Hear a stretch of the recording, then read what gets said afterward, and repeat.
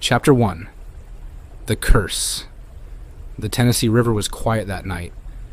Moonlight shimmered across its surface like silver secrets, hiding what lurked beneath. Locals rarely talked about the Hales Bar Dam. Those who knew its history tended to keep their distance. The dam, decommissioned and crumbling, stood as a monument to ambition and tragedy. But it wasn't just the rusted steel or cracked concrete that unnerved people. It was the stories, the whispers. Over a century ago, the land the dam was built on belonged to the Cherokee.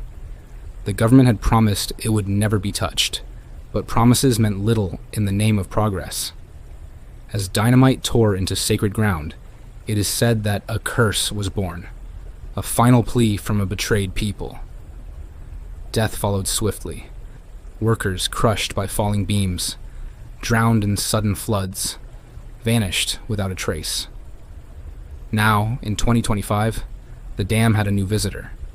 Jason Maddox wasn't a thrill seeker. He was a paranormal researcher with a YouTube channel called Beyond the Veil. He documented the haunted, the cursed, the forgotten. His followers begged him to investigate Hales Bar. He'd resisted for years, but curiosity and the promise of a viral video finally pulled him in. He stood at the mouth of the tunnel, his breath forming clouds in the unnaturally cold air. The flashlight in his hand flickered, though the batteries were fresh. Behind him, his camera rolled silently. "All right," he whispered into the lens. "This is Jason Maddox. It's 11:47 p.m. I'm standing in front of the Hales Bar Dam tunnel. They say you can hear children crying in here. Some even say something follows you out."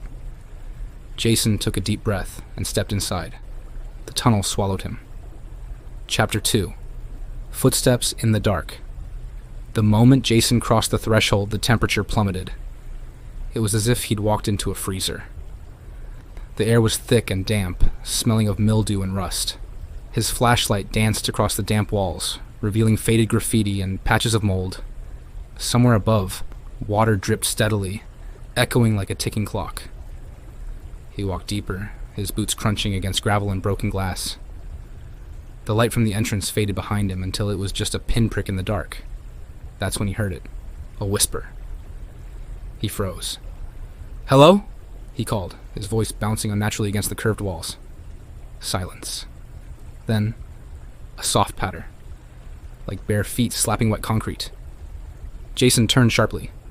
Nothing there. "Okay, that's new?" he muttered, forcing a chuckle. "Probably just my mind playing tricks." He moved forward again, passing a rusted metal gate that had been torn from its hinges. His camera recorded steadily, the night vision giving the tunnel an eerie green glow. Then, another sound. This time it wasn't footsteps. It was crying, faint, high-pitched. A child. Jason's breath caught in his throat. He swung the flashlight around wildly.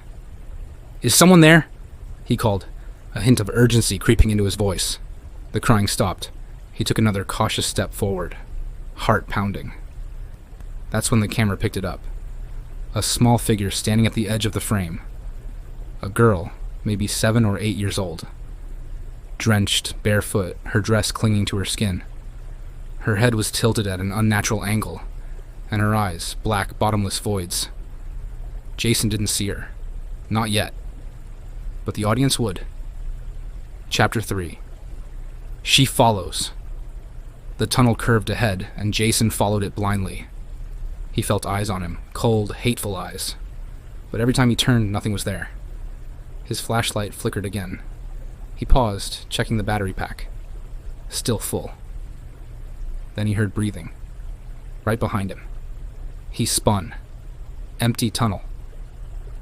"Okay," he whispered, steadying his voice.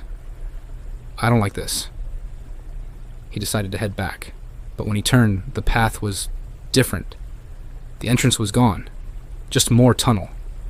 Impossible. He picked up the pace, heart hammering. The crying returned, louder now, angrier. A chorus of sobs echoed around him. Jason ran. flashlight swinging wildly. The little girl appeared ahead of him, just for a second, then vanished. Jason screamed.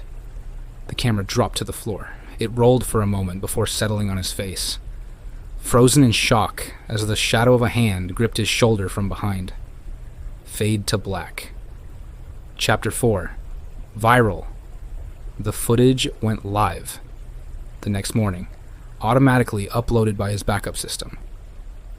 Millions watched in horror as Jason vanished in real time. Search parties found the tunnel, found his gear, but no trace of Jason.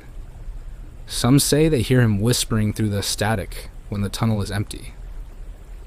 Others say the little girl can still be seen at the edge of the river, waiting. Her name was Eloise Walker. She drowned in 1922 when the ferry her father operated capsized during a storm. Her body was never found.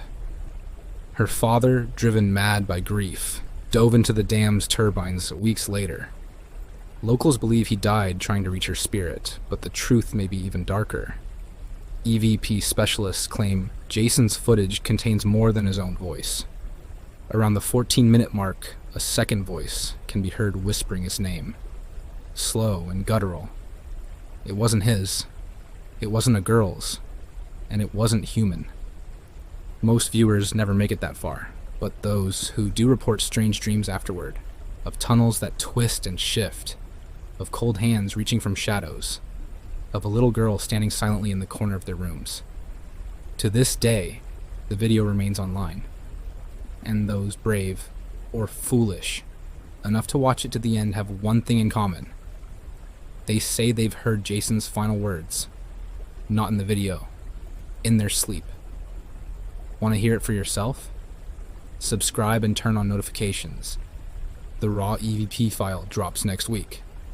But don't listen with headphones, because whatever is in that tunnel might just come through the static. And the dam watches, always,